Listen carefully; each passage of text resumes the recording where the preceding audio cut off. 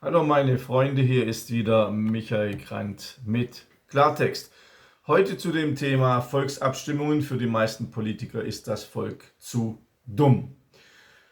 Volksbegehren in der Schweiz, Abstimmungen in Irland, Referenden in Griechenland, Ungarn und Großbritannien, direkte Präsidentenwahl in Österreich.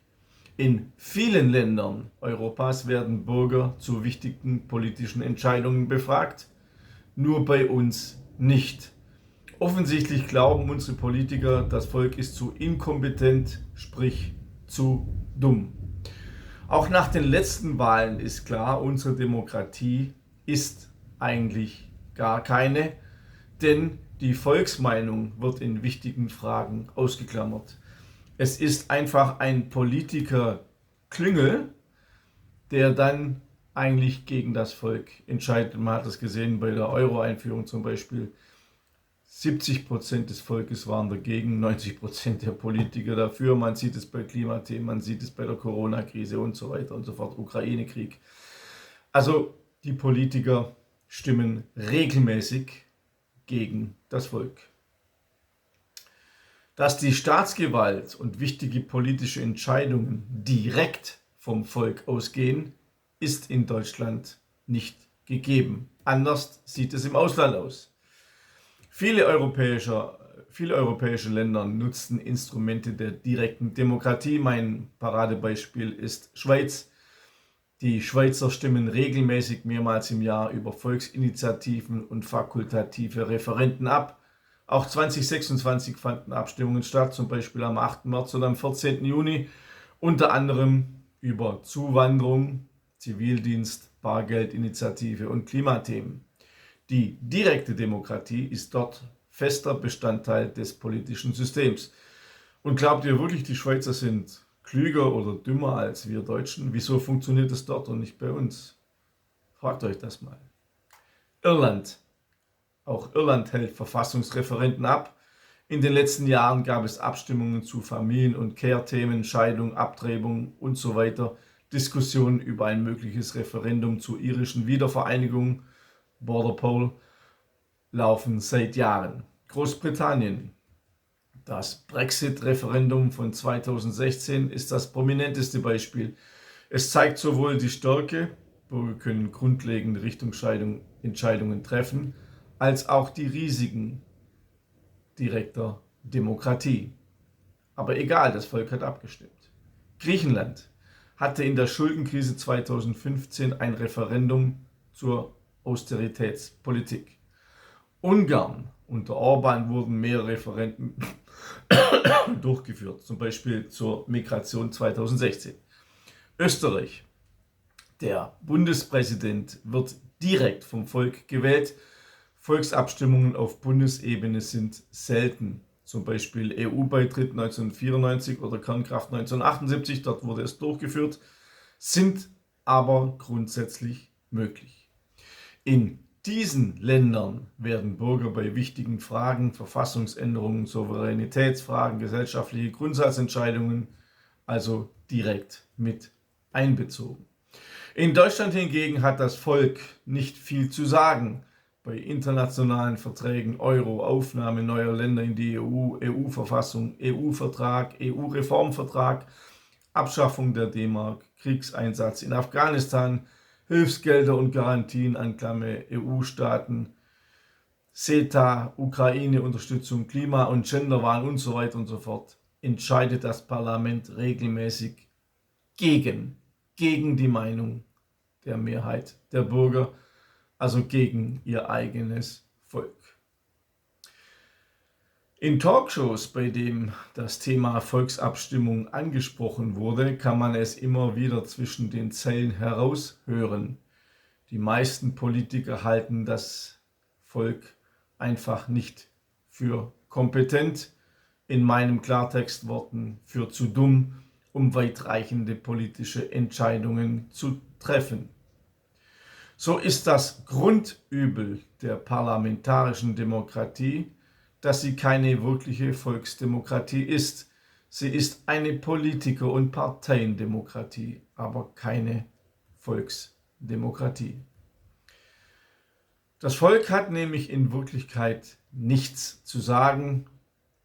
Einmal in 4 Jahren dürfen wir wie Schafe an die Tröge in die Wahlurnen, manche sogar einmal in 5 Jahren, in manchen Bundesländern an die Wahlurnen und dürfen dort unser Kreuz machen. Und das, was dann die nächsten 4 bis 5 Jahre geschieht, darauf haben wir keinen Einfluss mehr. Auch so ist der immer größer werdende Wählerfrust zu erklären. Immer mehr Deutsche zählen nicht mehr auf politische Entscheidungsträger. Fast jeder Zweite stellt die repräsentative Demokratie in Frage. Das Vertrauen der Bürger in ihre Volksvertreter, einer hat mir sogar gesagt Volkszertreter, ist auf einem historischen Tiefstand. Das ist das Ergebnis, wenn Politiker Angst vor den Entscheidungen ihres eigenen Volkes haben. Und es wird Zeit, dass dieses Grundgesetz abgelöst wird durch eine Verfassung, die vom Volk gemacht worden ist, so wie es eigentlich auch im Grundgesetz steht. Aber genau davor haben die Politiker Angst. Sie haben Angst, dass man ihnen ihre Macht und ihre Pöstchen nimmt. Also, andere Länder halten das Volk nicht für dumm und inkompetent. In Deutschland ist das aber so. Die Politiker vertrauen uns nicht, aber wir sollen den Politikern vertrauen. Wie das alles zusammenhängt, wie man uns dennoch eine Demokratie vorgaukelt, mit NGO-Programmen zum Beispiel wie Demokratie leben, habe ich in meinem Buch geschrieben, Staatsgeheimnis NGO-Finanzierung, Milliarden für linke und linksextreme Aktivisten. In diesem Buch habe ich die meisten wichtigen NGOs aufgeführt und zähle auch zum ersten Mal auf, wie die eigentlich finanziert werden. Wie man uns dazu bringt, dass man nicht mehr sagen darf, was wir sagen wollen, dass alles gleich eine Hassbotschaft ist. Das sind alles NGOs. Der Staat, die Regierung hat es ausgelagert auf NGOs, damit er sagen kann, ja, wir sind ja da, haben ja nichts damit zu tun, aber sie finanzieren NGOs, die uns eigentlich jeden Tag gängeln. Das ist so eine große Heuchelei und die habe ich in diesem Buch aufgedeckt. Interessant für jeden, auch die Antonio Amadeo Stiftung, Korrektiv und so weiter.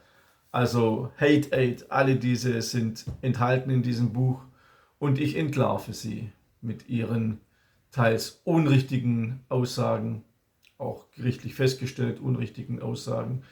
Ich enthülle, dass die Gründerin von der Antonio Amadeo Stiftung früher bei der Stasi war und sogar ihre Freunde verraten hat und so weiter und so fort. Alles in diesem Buch. Ihr wisst, ich bin Einzelkämpfer. Ich habe niemanden, der mir hilft. Ich bin Einzelkämpfer und ich bin auf eure Hilfe angewiesen. Ich bin darauf angewiesen, dass ihr mich weiterempfehlt, meinen Kanal, meine Bücher, meine Website www.michaelgrant.de. Dort kriegt ihr jede Woche einen neuen Newsletter, wenn ihr den bestellt, kostenlos. Und natürlich auch, wenn ihr Abonnenten werdet meines YouTube-Kanals, wenn euch mein Klartext gefällt, der ja zwischen historischen Themen und aktuellen Themen eine Balance finden will. Ich bedanke mich auch bei all denen, die mich in den Kommentaren unterstützen. Eine gute Unterstützung sind für mich immer Empfehlungen, Abonnements und Rezensionen bei Coop oder bei Amazon zu meinen Büchern. Ich wünsche euch alles Gute, bis zum nächsten Mal, euer Michael Grant.